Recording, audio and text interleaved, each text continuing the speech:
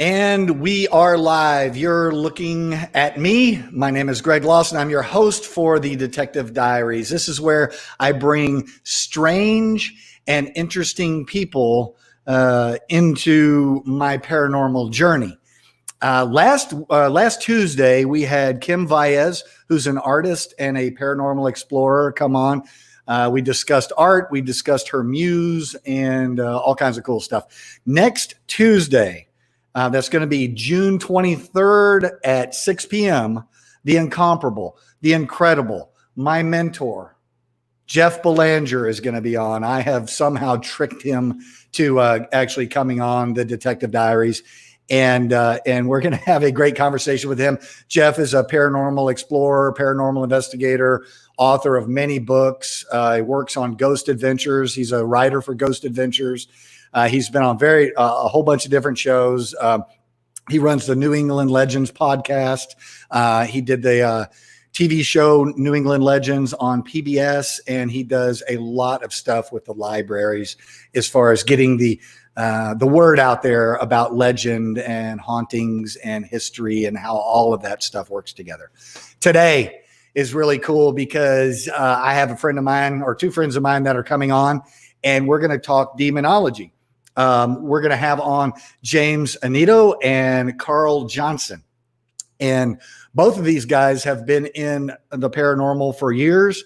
They both are demonologists, and Carl has done some really cool. Well, actually, both of them have done some really cool stuff. Carl's done some stuff that we're going to talk about toward the end of the show, and get into some pretty in-depth demonology stuff. So, without further ado, let's bring in James and Carl, if that works. How's it going, guys? Doing good. How about yourself?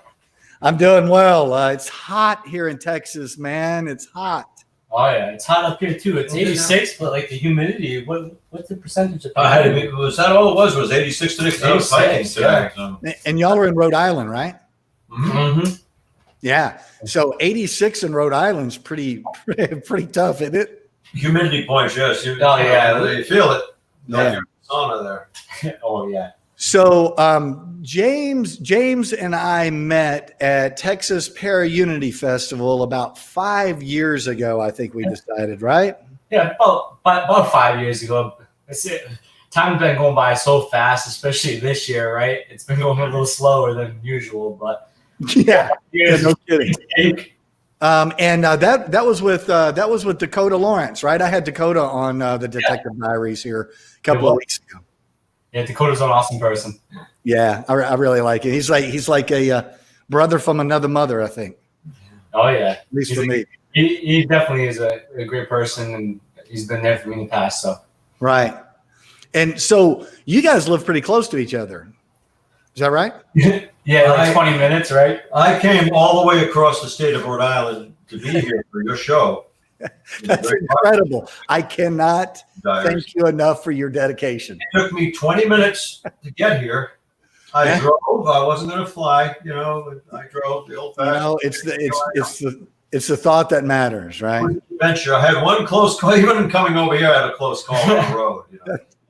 Not good. Maybe something was a miss in the ether that was trying to prevent you from being on the show. For the first time in my life, I saw a hawk, a peregrine falcon, catching a bird like a dove. I just happened to look up at that right time. I was in Johnston, Rhode Island, going through there, and I saw the hawk catch the dove. And I said, wow, I never saw that before. I think that was a presage of like my close call. Maybe. For those of you who are tuning in and watching the Detective Diaries, please go down and put in the comments where you're watching from. I like to keep track of how far this broadcast is getting out. Also, if you have any questions for us, write the questions, make the questions very short because I'm having to read it off of my comment section down here, and it's really hard for me to do that. So be concise about it. And if you can like and share this broadcast, you would not believe how much that helps me. Guys, yesterday I was on Ghost Magnet, the Ghost Magnet show. Oh, yeah. The Ghost Magnets, yeah. Yeah, with Bridget Marquette from the Girls Next Door TV show, right? Mm-hmm. And The only reason I was on there is because there's some people that were watching here that shared my link, and they picked it up, and they've been sharing all the Detective Diaries episodes. So it's pretty incredible when people do that. Yeah, it's awesome. It's good to share. So James, tell us about being clergy with the Catholic Church. Well, no chocolate at this minute. Okay, I'll hold on to it. All right, sorry. And I'm going to be drinking coffee because I got to be at work in 2 hours. So. Oh man, so to correct, I am a deacon with the United States Old Catholic Church, which is of course a branch off of the ideologies of Catholicism, and we separated from the Roman Catholic Church in the early 1800s. So, but basically, I came to that role because I was an ordained minister with the Church of Christ. I did deliverances through the Church of Christ, and I became acquainted with a man called James Long, who's a bishop with the United States Old Catholic Church, and who a man I respect and has a lot of experience and background. And people give him a lot of good crap for, of course, seeing him on television, not understanding the man, but he's very, very smart and understands his stuff. So, Bishop James and I talked one time, and he offered me to go to seminary, and I said, yeah, why not? One of the things I wanted to do as a child is because of my questions of God, and they were negative questions. I either wanted to be a police officer or a priest, and I never thought I'd go the route of being a priest. What is wrong with you? I don't know, man. I don't, but I just went through a crappy childhood. I know, man. I thought one of those routes would be, the equation. And I have a different career, but in some way my passion career and my ministry is being a deacon with the United States Old Catholic Church and doing that. And of course, being involved with the paranormal, right? And being able to assist people and be that kind of mediator to a possible solution. Yeah. So it sounds like to me that you're, your calling is, or your vocation, you might say, is to help people one way or another. And, I say that about myself also. I've spent my entire adult life practically in, government service or law enforcement service or whatever. And there is something seriously wrong with us that do that. We just, so Carl, what got you into all this? James Annitto. Yeah. I just had a question for Vice James. versa, actually. Yeah. It's weird enough. Yeah. James, Right. how do you reconcile the ministry with sheet metal laying? I mean, don't you see any discrepancy there? Can you blend the two disciplines? Well, you think about it, right? Jesus Christ was a carpenter. That's true. I just banged tin instead of wood. Yeah. Just modernized it a little bit. Yeah. He's asking about me now. I shouldn't. Yeah. Yeah. We're not saying Jesus Christ, people. Sorry. That was. don't take it as that. You didn't I'll tell get an me. email. Why did you say that? You were James? going to be controversial tonight. You are a controversial. I'm just saying, though. You're a controversial guest. You can be in a ministry and still have a different, Yeah.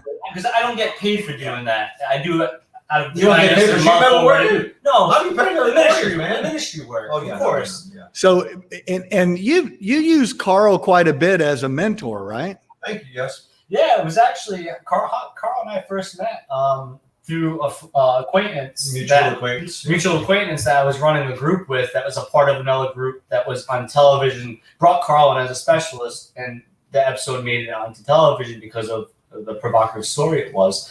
So I looked up to Carl because he was on the first 2 seasons of Ghost Hunters. I knew him as his demonology background. I knew his brother Keith Johnson, who when I was electronics department manager, Keith would always come in and ask me about recorders and stuff like that, and I would always talk to him because I was always interested in it. So I met Carl through acquaintance, and then Carl and Dina Palazzini at that time of Beyond the Veil Paranormal asked me to be tech manager of the group, and it was something I could never say no to, and that's basically how Carl and I started working. I was his tech manager. Like, Yeah. It's really nice to be able to see a team and that knows each other so well and has come together for a mutual reason. and blims, because there's you know how things can get weird sometimes. And that was 9 years ago too, right? 9 years ago now. Yeah. Y'all got to do a lot of different stuff. Yeah. Let me go through here real quick.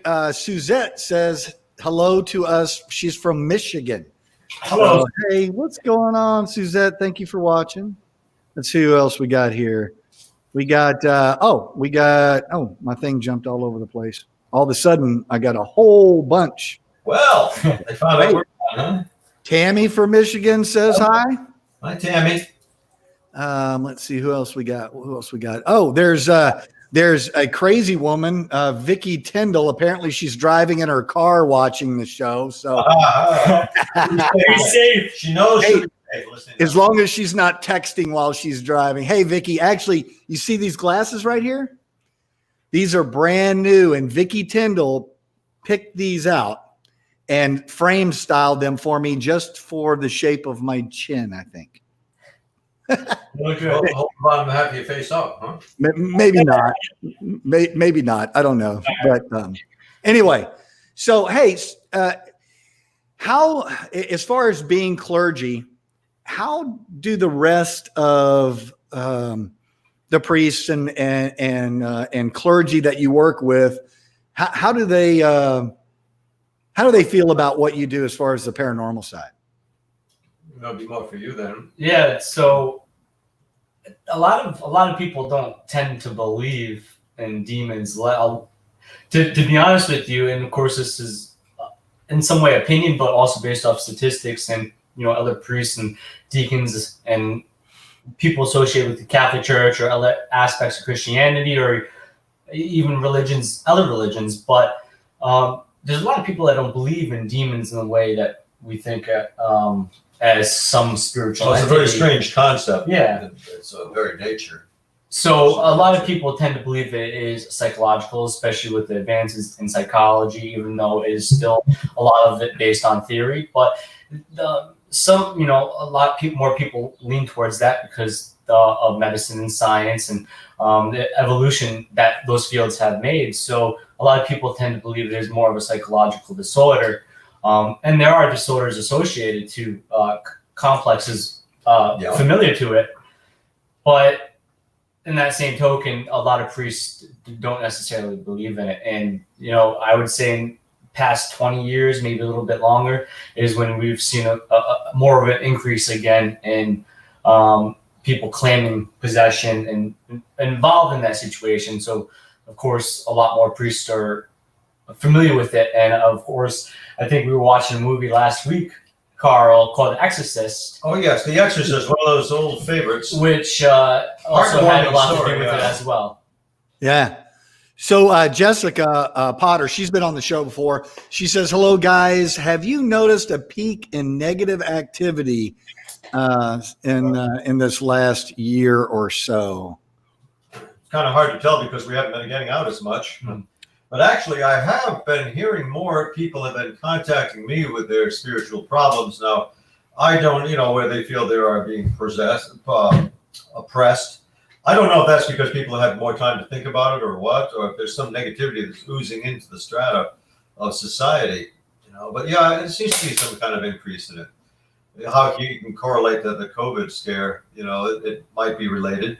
It might just be happenstance. There just seems to be more of that lately. You can I know just from my side, things have gotten just really weird. Perceptions of things have seemed to get strange with people. Perceptions, huh? Nadine Bush says hi from Northwood, Ohio. Thanks, Nadine. Hi, Nadine.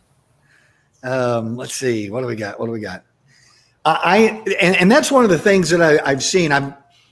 Back in the 80s, I was a mental health investigator, which today they call them critical incident team members. They are cops that dress in plain clothes and get called out whenever uniformed officers answer 911 calls or see somebody that's having a mental crisis.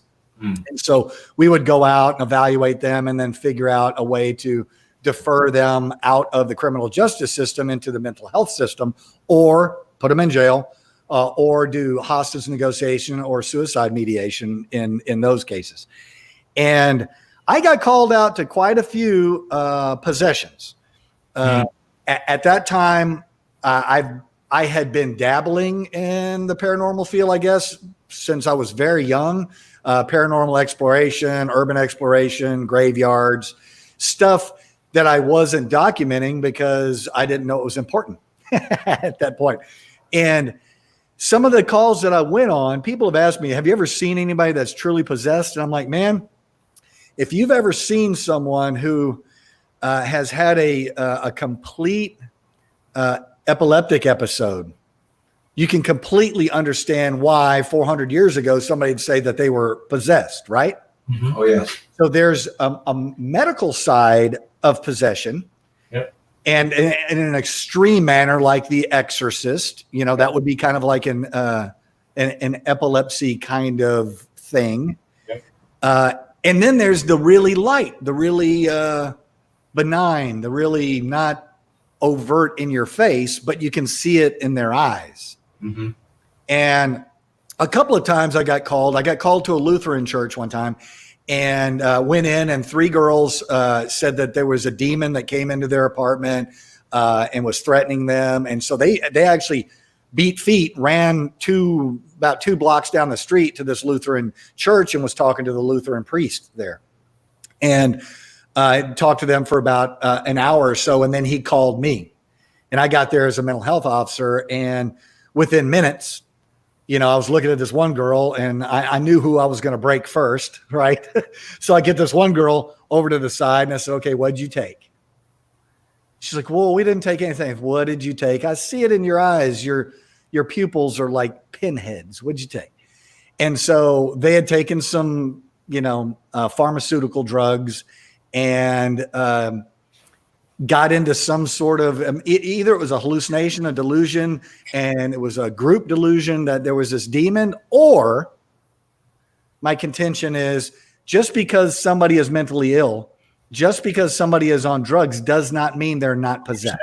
There should be rules against that, but apparently there are not, where the mentally disabled or deficient or mentally oppressed people shouldn't be bothered by spiritual influences, but there's no holds barred. There's no rule against that. They can, harass as they will. Mm-hmm. But, my first residential case was actually going back to 1973, and that gained notoriety 40 years later as the Conjuring. It was that case that I first addressed, and it was actually our team based at Rhode Island College who called in Ed and Lorraine Warren to investigate that situation, the Perron family in Harrisville, Rhode Island. And it's not that our team felt we were in over our heads, no, by no means. We just thought it would be a nice touch to invite in the Warrens, with whom we were acquainted, and they ended up taking over. And theirs was more of an intervention, not an investigation. So that was my first case. The residential case was pretty prestigious. My second home residential case turned out to be a situation of full-blown demonic possession. So that's what ushered me into the field of demonology. And eventually I found somebody brought a magazine article to my attention, and it referred to Carl L. Johnson, the demonologist. And I said, oh, well, got a ring to it. Okay, I'll accept that. I'll be a demonologist. That's how I started, using that title. But yeah, first the Harrisville case, it turned out to be the Conjuring House, and it's still there, still active. And that Providence situation that was demonic possession. The subject was a 14-year-old boy. So it seems the darker cases have found me, the more malevolent ones, as you have encountered, Greg, professionally. Right. They just seem to find me. I was called into those situations to address them. What ended up happening with the boy?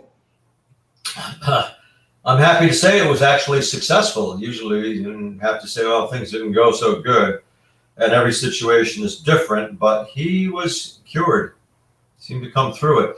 A minor exorcism, we called an expulsion, was performed ceremonially, and prayers were offered, and it was a horrendous situation. He actually recovered from that and was not bothered again. So that was a success story. It had a happy ending. Somebody should do a movie or a television show about it. That's you think? Because there was such phenomena going on there. Yeah. With this boy. I mean, so real quick, Melly Sabine Cook. She was actually going to be on the show this week, and we couldn't get we had some technical problems. She's over in the United Kingdom. But she says, I'm autistic myself and used to suffer from a lot of mental health. Psychic protection has changed that so much. Useful. And I've heard that also. You hear a lot of people who do paranormal investigations, and they go in and they say certain things that you could equate to as a spell, and they open up doors. And I know a lot of people talk about, well, you need to do some sort of protection on yourself before you do that. Do you guys do that kind of thing? Yes, you're talking about doors like portals that are easier to open than to close, because these influences keep coming through, and people can do that through ritual magic or through, indiscriminate using of demonic names. But yes, we do we invoke our own protection. I mean, we do it through prayer, preparation, sometimes fasting.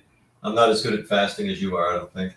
But it's also in visualization, imagining ourselves or visualizing ourselves surrounded by, I tend to think of it as an egg-shaped protection, something enveloping us, like ovum, and we resolve that nothing negative can penetrate this shield, only the good can enter. And it does seem effective because it actually increases one's aura to do that in visualization. Your bioelectric field that we all generate actually strengthens when you pretend or project rather that you are protected and surrounded. And we don't go in alone. We invoke prayer right. Angelic power, because people tend to forget about the angels, that they are also powerful. People right. Think more of the James, Terry, as far as demonic possession, I think in the media it tends to be, happen more to Catholics than it does other denominations. But Terry mentioned that, and I think it's worth actually addressing, because it's like the way the media portrays other things. Yeah. So that is a very good question. Actually, I've answered this a few times, and through the Catholic, through Christianity, the Catholic Church was the first church technically sanctioned, but through process they created the solemn rite of exorcism, and they also have a minor rite of exorcism, which is a sacramental, and these were performed to exorcise and deliver demons of possessed individuals. But we tend to forget, before Catholicism, before Christianity, there were other religions. Judaism, of course, there was Hinduism, which is the oldest modern day religion, which is, I think, almost 10,000 years old by date.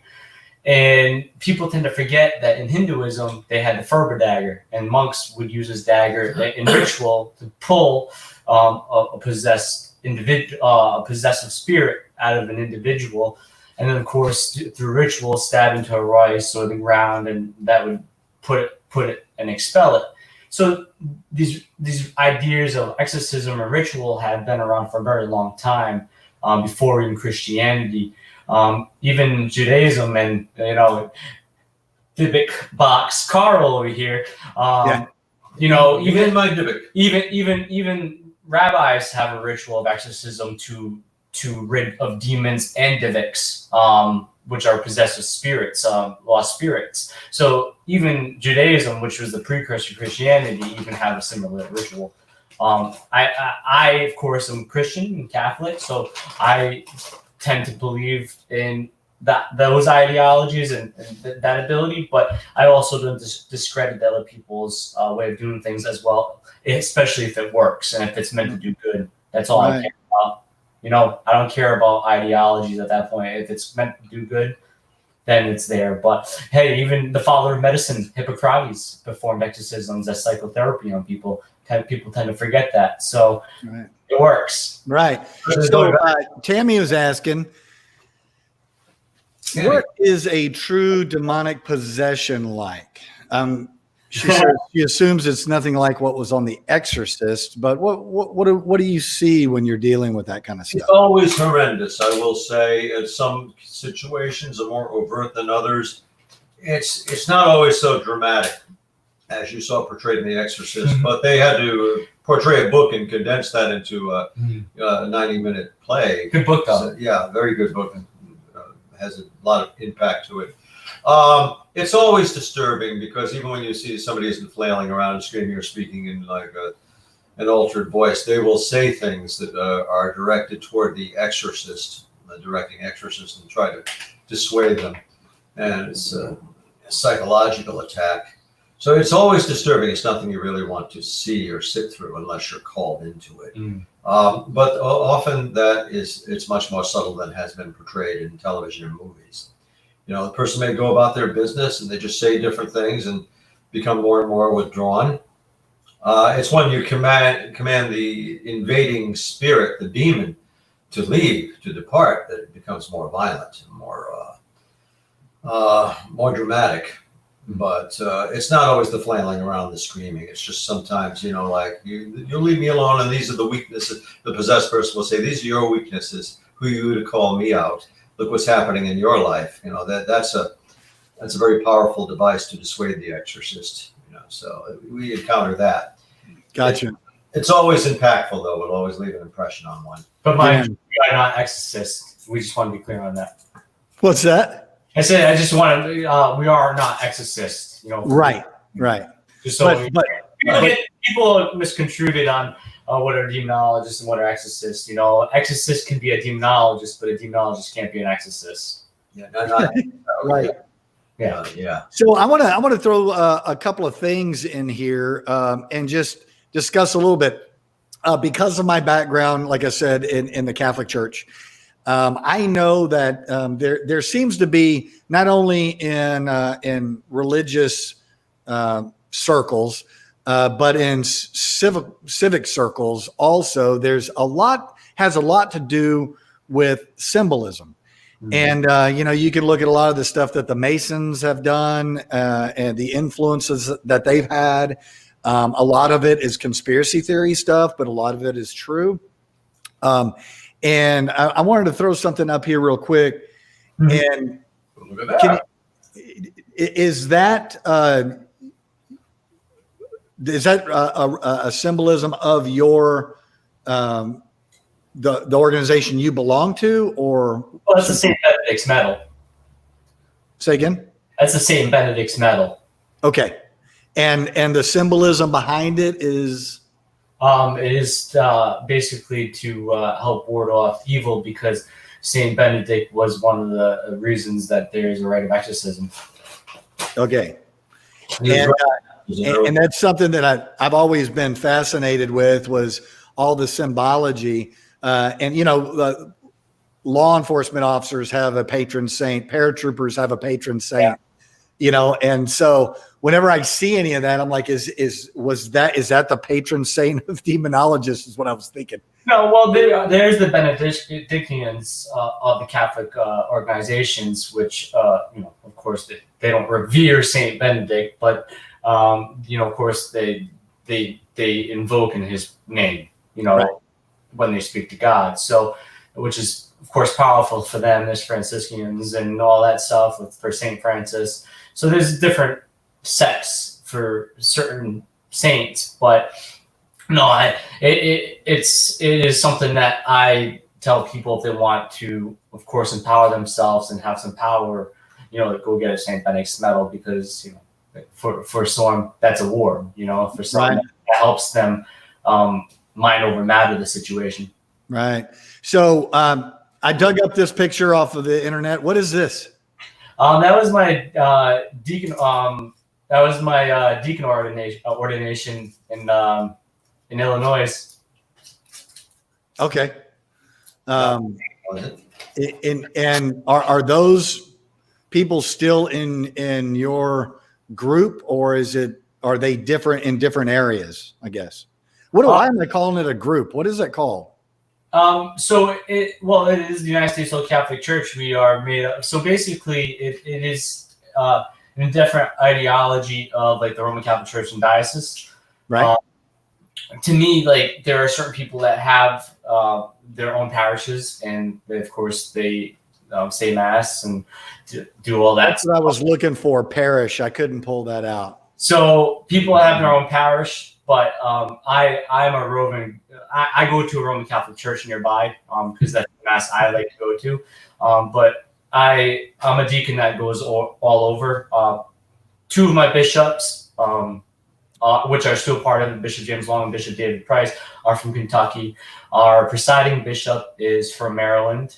He is actually an EMT instructor. And then we also have another bishop out of St. Louis, Missouri. So we're spread out, and the people have priests and deacons under them in certain parishes and stuff like that. So we're not as big as the Roman Catholic Church to any extent at all. Right. But with the Old Catholic movement, there are many different movements Right. of the Catholic Church, especially like traditional Catholics. Traditional Catholics, not all traditional Catholics are of the same, connectivity. Right. They have different parishes and have different mindsets. Some say Latin Mass, some don't. So that's how the United States Old Catholic Church operates. Gotcha. For those of you who have just tuned in, a couple of you have, you're watching the Detective Diaries. I'm your host, Greg Lawson. I'm here with James Annitto and Carl Johnson. They're both demonologists, and we're discussing demons and spirits and angels and living a good life. I think that's what we're discussing. Not necessarily in that order, but we'll get to all that. For those of you who have not already liked the page, man, it would help out so much if you like this page. And if you would share it, it really matters. It really helps me out a lot. If you have any comments, please put them down right down there. And if you have any questions for two demonologists, this is your time. Just please make your questions as short as you can so I can read them with my new glasses. Great. Hey, look at this, man. This That's a powerful picture. It's got like a duplicity, like two sides to it. Right. So demons and angels, right? Can't have one without the other. Well, yeah, definitely. Well, the ideologies of demons in Christianity, that they are fallen angels, they're from the hierarchy of the heavens, and they fell. One type is celestial, the other type is infernal, but they're both like non-human. In other words, it is thought traditionally that they never walk the earth in human form. Yeah, they're spiritual beings. Yeah, spiritual, like purely, but they can appear and interact with humans. They can appear as humans.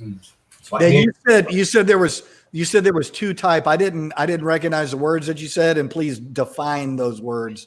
Define it while I'm chewing my chocolate here. Okay. You got the celestial beings, which are the angelic beings. Now, this is traditional belief that they are above, they are in the heavens, and that may not be necessarily in the sky or outer space. It just means they are lofty and above us. The infernal ones are cast down. They are the rejected angels, the fallen angels. So you got higher and lower. You got celestial, as the term connotes, lofty spirits, and the debased spirits, the infernal ones, the infernal regions. Gotcha. It's thought that demons proceed from, even when you say demonic, it evokes the concept of seething sulfurous caverns with, stalagmites, and the demons issue forth from there, the minions of Satan. Those are my favorite. It's visually, it's powerful. In my opinion, all the demons that exist, and I am convinced they do exist, they could fit on the head of a pin, because it gets into quantum speculation. These are non-physical beings. They might have some atomic substrate to them. There's something to them in that they exist. But they don't have to be massive. They could be projections of something infinitesimally small, so they could fit all the demons on the head of a pin. I wouldn't advise doing so, but in theory, it could be done. That's a fantastic. I've never heard anyone say that before. That's awesome. Well, look at the Dybbuk box can hold a demonic spirit. Oh, right. Dybbuk can hold a lost soul that can possess individuals, but it necessarily maybe control the. Are you going to open a Dybbuk box to find out? Well, I think most of them are hokey pokey. eBay, let's buy me for the scares of it. Right. So. Well, and the thing about it is, so this gentleman, Delvin Blythe, his father was a minister. I can't remember what religion he was, but he grew up as, like the preacher's son, right? Yes. So, but he was actually a pretty good kid, believe it or not. A lot of preacher's sons are not necessarily good kids. But he has a heck of a background in this, and he says it can be dangerous if you do not know what you're doing. How do you respond to that? I definitely think so. I think one of the things why I went down the route of Catholicism, even though I am not the Roman Catholic Church and don't go through the same insurance liabilities as they do. Let's be honest, that's what a lot of it is too. You have a different carrier. But I have a different carrier, but in the same process, before we get involved with people that are claiming possession, the bishops, the Council of Bishops require a psych eval, a physician evaluation. So going that route led a lot of paths that I did in a previous process, but now it's more structured. There's paperwork and the documentation. So it is dangerous, but of course, when you're dealing with people, and with which Carl and I do all the time, basically, and I'm a spiritual counselor as well as a deacon. But in that same token of things, is when you deal with people and the course they're claiming possession, you have to check the empirical possibilities. Yeah, there's a certain criteria that's involved. Now you're not going to. That's why it's dangerous, because you have to wear your kids' gloves around these people. You can't say you're dealing with the demon. You can't say certain things because you don't know how they're going to react. Their life is in your hands. They're scared. They're full of emotion. So you have to go through a proper process, and there's no fact to this field at all. In my opinion. That's just it. You can't have a psychologist, a professional psychiatric worker, say, clinicians adjudicate a subject as being okay. We've exhausted all possibilities. This person is possessed. You take over. Yeah. It's never that cut and dry. We're dealing with a subjective approach. Yeah. So Monica Medina says, I lived in a haunted house that had some nasty ghosts. Some people thought it was a demon. How would you know the difference? It's subtle, and sometimes you never will know, because a wicked spirit is a wicked spirit. That's what a demonologist essentially is and does. It's someone who studies the lore and cultural traditions of wicked spirits. How do you decide if it's demonic? There are some signs that will singularize this spirit as demonic, as inhuman. Very strange and pungent odors in the house that suddenly come on and vanish. And just a feeling of oppression when people enter the house. Like, oh, something's wrong here. And if it appears, it may appear to children in the house as a man or a lady that befriends them. I'm talking about younger children, on the cusp of adolescence, perhaps. And then the spirit suddenly turns on them and becomes wicked and becomes malevolent. And you find holes punched in the walls, and people wake up with scratches on them. It's just usually more of an intense haunting. And then again, subjectivity, it becomes like a feeling you get, the gut feeling that something's just not right in this house. That could indicate a demonic presence. And the human spirit, they don't tend to do, perpetrate as much mischief. They can stay around a lot longer, and angry or resentful seeming human spirit, if they are indeed human, they tend to linger. They can be around for a century or more, whereas the demonic attack is brief, stringent, powerful, and then it seems to dissipate more quickly. So you don't have the demon around for as long, but it can do more damage. Mm-hmm. Although some people, and one of our close colleagues, contend that all spirits that present themselves as once living people are actually demonic, that there's no differentiation. If it's a spirit, it's going to be. I don't embrace that belief myself. So I don't either, but I respect it. It's careful. In dealing with that, does it get confusing? Because Nadine's asking, you hear people in the paranormal field having an attachment issue. Yeah. I guess that's kind of along with everything else, right? It could be demonic, could be spiritual, could be. Well, you could say a demonic attaches to you, but in a way of my characteristic of definition on attachment and possession. Possession is meaning towards the possession of an individual. Yes, attachments of an individual maybe can through channeling speak through you, and sometimes it's improper channeling, unknowingly us doing it for that communication to happen through us. But possession usually occurs with people. The demons can't possess items; they attach to items. So in some way they can attach, but I usually use the attachment. Yeah, I hear so Aspect of the spirit attachment, which you can say, well, it's a demonic spirit. Yes, you can. So it's hard to distinguish because some people will get confused on certain ways of saying things. But yeah, attachments happen all the time. And I think they're relatively in this field. They're commonplace but they're not as harmful as possession or oppression. People just tend to have a spirit following them, and there's some evidence they do strange things when the people have their picture taken. If they have an attachment, sometimes you see it. Yeah. Sometimes you see the glowing eyes in the picture. You see a form in the shoulder, which is disturbing. That's a little unsettling. But they don't stick around that long. No, and of course if they're not as powerful. And sometimes if they do, though, of course we deal with the concept that these are, if this is a human spirit and they are negative, then of course we go into the concept of free will, and they can't leave unless they really want to. And after all, as far as a spiritual attachment, how long is somebody going to have that attachment? Like 20 years? What the heck, you know? Right. So, hey, Crystal says, hi, James. Hi, Crystal. Sorry. Yeah, no, that's fine. Just go ahead and just keep eating. There you go. Okay. Amanda has a question. She says she watched a show, the cleansing, that they were cleansing a house, and activity would happen in threes to mock the Holy Trinity. Is that something that you can kind of watch out for and pick up on?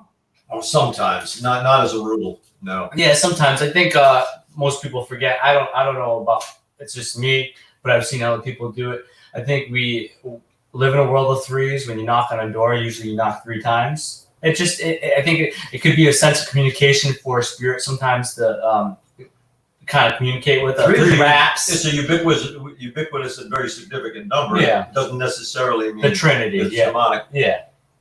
I used to hear in my mother's apartment. We used to hear 3 knocks on the door sometimes. We didn't know if that was my late father coming through or what that meant, but right. So, I'm looking to see if there's any other questions here. We don't have any questions right now. So, those of you who are watching, if you want to ask any questions, it's time to do it right now. Go ahead and go down to the comments. If you haven't already put in where you're watching from, it would help me out a lot. Click the like button and share if you can. Now, what I want to do is I want to throw over this. I'm going to throw a picture up and see if you guys have ever seen this picture before. Are y'all familiar with that house? Just looks familiar. Is it? Yeah, look, it's not the Dandy House, is it? It has 2 H's. The Hillsdale House. There you go. Well, it's also known as the Dandy House. That was the family. Okay. I knew what he meant when he said the Dandy House.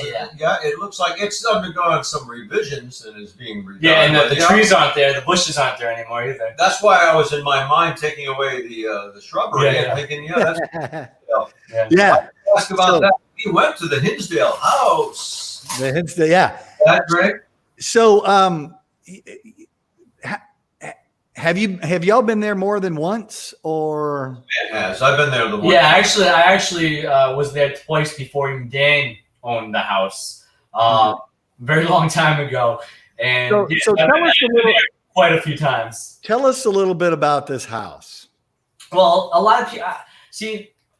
There was a family there, the Dandys, right? And I'll butcher the history, so I won't talk about the history too much. Basically, what the house is famous for is that there was a minor exorcism performed at the house. And Carl talked about minor exorcism in a different way. In the Catholic way, which it was a Catholic priest that got involved. A minor exorcism is done on a place that is believed that there is demonic infestation of the house. And basically, a minor exorcism is very like an extreme house blessing, focused on demonic entities. So a minor exorcism was done on the house because of things that were occurring there.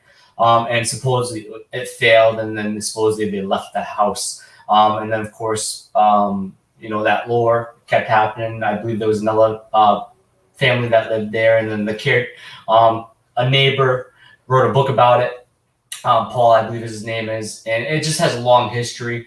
A group had it before Dan, and of course they tried to do a docuseries on it. Let it kind of go to shit, to be honest with you. Right. And then Dan saved the day before they knocked the house down, and has done so much amazing things to it. I applaud the man, because I've, and this is not a slap to anybody, but I've seen a lot of places throughout the 15 years of doing this, and people just let the place go to hell, and don't put the money back to it. And he does. And it's great to see, because it is a part of history. The house is from like the 1700s, it's part of history. Yeah. What was the date we had for that house? Actually, early 19th century. I think it was like 1826. It's old. Yeah, something like 1826, but it's been around. Yeah. It's been around for 200 years. It's had a lot of time to absorb memory. And I've got to say, as far as paranormal activity, the Hillsdale House did not disappoint.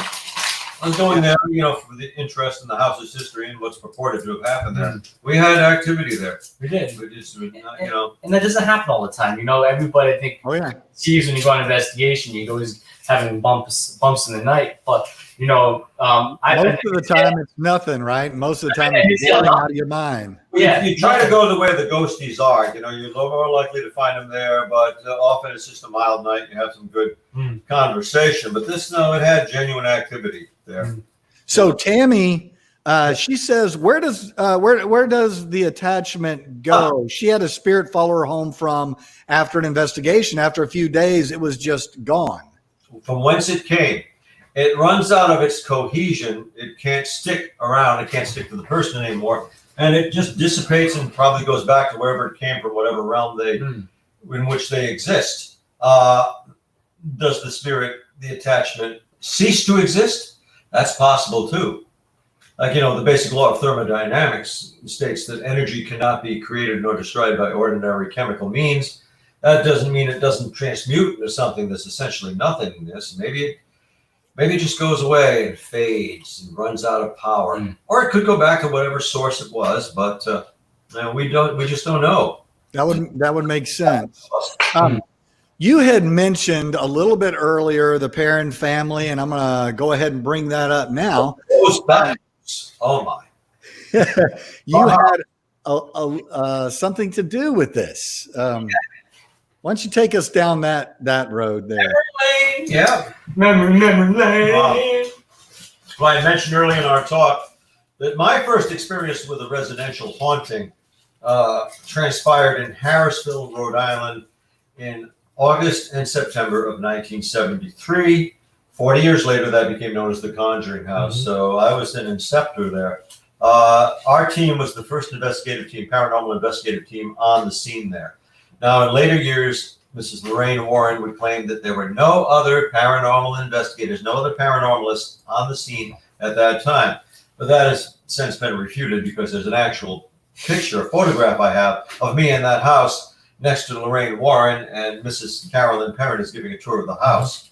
It was actually our team based at Rhode Island College, PIRO, Parapsychology Investigatory and Research Organization. We called in Ed and Lorraine Warren to assist to consult. We first contacted the Warrens to consult them, and then Ed Warren volunteered that he and Lorraine could go there. We were, receptive to that. What we didn't know was that the Warrens were going to totally take over and replace our paranormal, trying to be scientific investigation with an intervention, drive out the demon, drive out the wicked spirit. So we lost that case before we were done with it, but it was a fascinating time. My brother placed an ad in a local periodical, advertising our group at Rhode Island College, say we do not charge to come and investigate your house. Well, 3 years later, 3 weeks after that ad was published, our team was contacted by a Mrs. Carolyn Perrin, who wanted us to come and evaluate her farmhouse in Harrisville, Rhode Island, where she and her husband Roger and their 5 daughters were living. So we went to this house, and boy, as soon as we pulled up onto that, what was then a gravel driveway, I could feel it. Something was up there, pins and needles. And it was a rather tense situation because Mrs. Perrin had never had the paranormal investigation of their house, but strange things were happening there. So I broke the ice. I was the first one up to the door. Mrs. Perrin was waiting for us. And I said, well, this was before GPS. I said, we had a dickens of a time finding your house, but we met a man in a cemetery, and he gave us directions. I turned around to thank him. He was gone, but here we are. And that just cracked everybody up. It broke the ice. And we went into the parents' house. And, my brother Keith, I have an identical twin brother who's also a demonologist. And at the time, 17 years old, Keith had long blonde hair, reddish blonde hair, parted in the middle. And he was wearing a white muslin shirt, carrying a Bible. So one of the daughters, I think it was Nancy, she looked out the window, said to her mother, Mom, Jesus is here. We were accepted. And the girls took Keith by the hand, the 5 daughters showed him around. And Donna, who's the case manager, she and I began the interview process. While we were questioning Carolyn and her husband, Roger Perrin, about the activity in the house, why they had called us there, I heard shuffling around upstairs where the girls' bedrooms are located. And I said, excuse me, do you have company upstairs? And the girls and Mrs. Perrin said, no, we just hear that almost every day. So I waited for the interview to continue, and I backed off, and I made my way upstairs looking around. Yeah, I heard those noises up there. Then out of my peripheral vision, my right side, I saw something dark. Turned around, of course, reflexively. I looked, and this blackness or absence of light, this just darkness, was rolling down in between the bedrooms, coming at me. My first thought instantaneously, I thought, there's a fire in the house. That's how definite it was. So this blackness enveloped me. I just closed my eyes. When I opened my eyes, it was gone. So I went downstairs to where my brother and Donna were interviewing. I got to give my brother a look like, yeah, something's up. And I was the first one down to the basement because I had to check out the haunted basement. Because there was a single light bulb at that time illuminating the basement, I didn't bring a flashlight. Why would I need one? Then I'm down there and the light bulb goes off. I'm in darkness. Can you picture 17-year-old Carl saying, oh shit, there's something. But I could see where the stairwell was, so I made my way up. And then just to condense this, we all went up to the bedroom on the second floor, one of the bedrooms where there was a window ajar. Now it was August, it was sweltering in the house, but it was like an icebox in that one bedroom. So comfortable that one of the daughters had to move out of there. I think Nancy had to move out of that bedroom. And I tried to close that window. Roger said, I can't budge it. Couldn't get that to close. Well, my brother said the holy name of Jesus and spoke a prayer, recited a psalm, a prayerful psalm from the Holy Bible. When he said Jesus, that window slammed shut. And scared the cat. Oh, sorry. Yeah, well, that'll do. Well, it scared us at the time. The window just slammed shut, and Nancy had 3 welts on her face, looked like finger marks that slapped her. So that was rather dramatic. We knew something was up. We didn't think it was of the level that it could actually drive the family out. Then again, they're living with it day by day. So it was interesting. And I had a rapport with Mrs. Perrin, and she would call me 8 to 12 times a day, telling me about the activity in her house for the next couple of weeks. We were invited back when Carolyn Perrin was slicing an orange on a kitchen counter. She just hung up with me and called me back, said the orange was bleeding. Like a red fluid dripped out of the orange onto her feet. It looked like blood. Wow. So I said, maybe she has a rotten orange. I don't know. So we went back to the house as a team, the pyro team. What a change in those 2.5 weeks.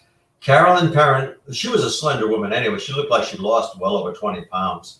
She was a young lady like that. I think she was 30 years old. She was haggard looking. And her husband, Roger, was becoming more convinced of the activity in the house because he had woken up with scratches on his arms. Right. So it's a pretty intense case. And again, we did not feel we were in over our heads. We weren't spooked out of the place. We just thought, what a nice touch to consult the experience of Ed and Lorraine and Warren. They're the experienced couple. But they ended up taking over. I didn't hear from Carolyn Perrin, who I was her main contact. Didn't hear from her for another 3 weeks. Then later in September that year, she called me after 3 weeks non-communication. She apologized for not having been in touch because our team, we assumed that either their case had been resolved or it was too heavy and the Warrens were concentrating on it. Right. The Warrens or the parents. And then Carolyn told me that she apologized, but Ed and Lorraine had told the Warrens, had told her and Roger that they could not help them unless they were the only investigators on the scene. They said, yeah, those guys, they're just a bunch of college kids. They can't do you any good. We've been at it 30 years. So, and then actually the association between the Warrens, Ed and Lorraine Warren, and Roger and Carolyn Perrin did not end favorably. It was not as you see portrayed in the movie. Right. Obviously. Yeah, there's a whole backstory to that. Eric Newberger, speaking of scaring the cat, says, have y'all ever experienced an animal with some sort of spirit or demonic possession or anything like that? I have not. I think it would be hard to tell unless it's not like you can come out and say hi. So, well, you know, I mean, yeah. Ornery or they're lazy and they don't do, they don't veer from that. I do believe there has been documentation by other people that have experienced certain animals either possessed or had an attachment, but I have never. I've seen animals not so much possessed by, but influenced by unseen presence. I have no question that they were. I was a cast member of a series called The Haunted on the Animal Planet Network, and I was on 5 episodes of The Haunted, and that show documented how animals were influenced by the paranormal. So I got to see some freaky scenes where animals were really reacting to watching something. I'll give you one example. We were in El Dorado, Texas, and near the Oklahoma border. Oh, actually, no, it was Oklahoma, but it was near the Texas border. Correct that. And we were had an intervention and investigation for this family, and it was documented for the television show. They had a little toy Chihuahua, one of the little baby things, little guy named Pogo. Well, that dog was reacting. The dog was starting to lose its hair, almost like mange, but in some real patches. Then that was happening to the owners, the people who were living there. And this dog would react. You'd swear that dog was watching something walk up the stairs, and it would growl and shiver. And it hadn't been like that before. While we were recording, I was down there with Dina, who was the director of our team at the time. So Dina and I had been recording outside, and we came back in, had our audio recorders going, and the dog started growling, not at us, but something that seemed to be moving by us. When we played back that recording, that audio recording, we heard the little dog, Pogo, growling. Then you hear this deep male tone voice. The voice is saying, like it's mocking the dog. It was, bite me, bite me. Wow. Yeah, that's creepy. That was impactful. Hey, we've been talking for 58 minutes. Oh, no. Yeah. You're going to tell me you're going to wrap this up now. Oh yeah. Well, I want y'all to know I can't thank you enough for coming on here. James, where can people find you? Quickly, because you've been posting on the bottom, Carl, to get a few shameless plugs. Okay, Carl. JAMESANNITTO.com, and then go ahead, Carl. Yes. Well, I am a member of Panorama Paranormal, which can be found on the ubiquitous Facebook. Just look up Panorama Paranormal, and we have a page, not a website yet. I have a website. It's called Demonology Incorporated, and just contact me through you, Greg, or the show, and I can give the coordinates, the handle for that. I have a book. It is called, get that up there. There we go. Yeah. Shadow Realms Demonology Handbook. Where can we get that? Is it on Amazon? Amazon.com, or get in touch with me. And I'll give you a signed copy. Amazon.com. This is co-authored with Lana Brock. And she and I wrote this. It took 2 years to write it because I would take off some time. And she is also a demonologist and an accredited theologian. So Shadow Realms Demonology Handbook tells our story. It's a series of essays and case histories. Awesome. And we also have a dual project, Duo Demonology, which you can find on Facebook. It's a lecture and research group. Yeah. We lecture together, and we also investigate. But you have to know how to spell demonology the old-fashioned way, like King Right. version. So you got Duo Demonology and Panorama Paranormal. Just in a nutshell, find those on Facebook. Look up Panorama Paranormal, and you'll find Duo, which is our gig. Yeah. Well, James and Carl, I hope to see you guys soon at an event someplace. Yes. COVID stuff comes out. Thanks again for coming on. I really appreciate it. See y'all later. All right, that was awesome. So that was James, Annitto, and Carl Johnson. They're both demonologists. I can't thank them enough for coming on and talking with us today. I think that gave us some things to think about, if nothing else.